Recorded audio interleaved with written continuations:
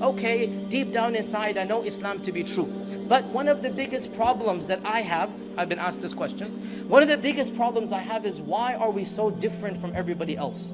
How come I have so many restrictions and my friends get to do this and that? How come my parents tell me, no this and no that, and you can't do this and you can't do that, and everybody around me is doing everything, and I'm the odd one out in my class? I'm the only one in my school, I'm the only one in my group of peers, I'm the only one in my circle of friends that is not allowed to do this and do that, and I have these restrictions. Why is Islam so restrictive? Why do I have to be so different from everybody else? And that is a very good question, and it's also a very difficult question, and the answer will require a little bit of maturity on your parts, but you will understand it if you think about it.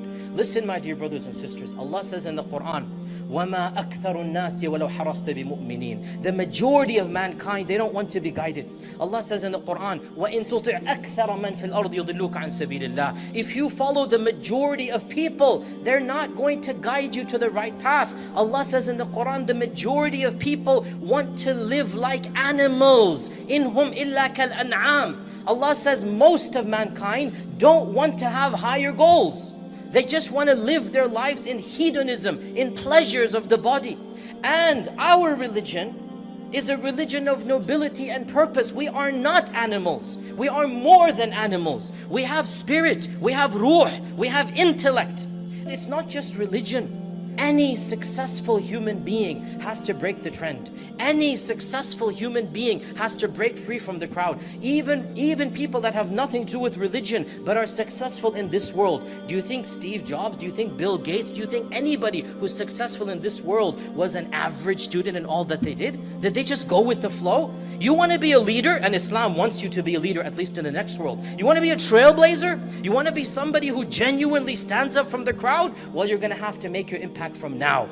If you follow the rest of the cattle, if you go along with the rest of the sheep, you're not going to get anywhere. But you want to rise up and become the shepherd, you want to rise up and lead the flock, then you're going to have to show charisma, you're going to have to show integrity, you're going to have to show courage. And that's not easy, but wallahi, that's what our religion wants. Our religion wants good for us in this world and in the next. Why is Islam so restrictive? Why is Islam so difficult? Maybe ask yourselves, why are the rest of mankind so easy going with their own lives when they know that their lifestyles are harmful? Classic example, we're living in 2014, right? When I was growing up in the 80s, cigarettes didn't have that label on them that you all know about. When I was growing up, cigarettes were still marketed as being cool. For the young, for the adults, cigarettes were basically something that you did as a fashion, as a fad.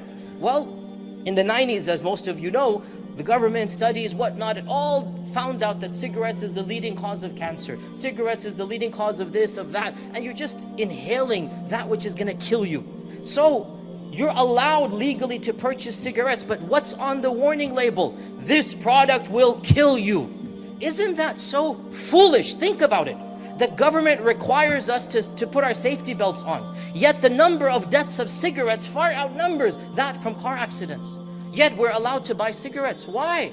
Well, because morality is different for other people. For us, our religion teaches us that which is harmful, it's not allowed for you. Every prohibition coming from our religion is one that is meant for our own good. Drugs, alcohol, pornography, premarital sex, all of these things destroy one's character, destroy one's integrity, destroy one's pure psychology. So our religion has forbidden it because it is for our own good.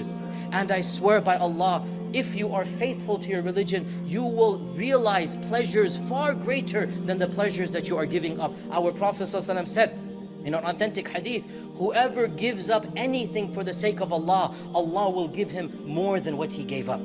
Whoever gives up anything for the sake of Allah, Allah will give him better than what he gave up. And you are still young, it is difficult for you to understand this, but I gave the example of the cigarettes, and everyone knows cigarettes are harmful. Similarly, everything that the Sharia forbids, whether it is drugs, whether it is dating, whether it is this, whether it is that, realize that there is harm in it for us. And Allah says in the Quran, this religion is a religion that يُحِلُّ لَهُمُ الطَّيِّبَاتِ وَيُحَرِّمُ عَلَيْهِمُ الْخَبَائِثِ. The religion allows things that are pure for people, and it forbids things that are impure. Our religion is restrictive because Allah wants us to flourish. Our religion is restrictive in some sense because Allah wants good for us in this world and in the next. And there must be an element of trust and an element of hope in Allah subhanahu wa ta'ala.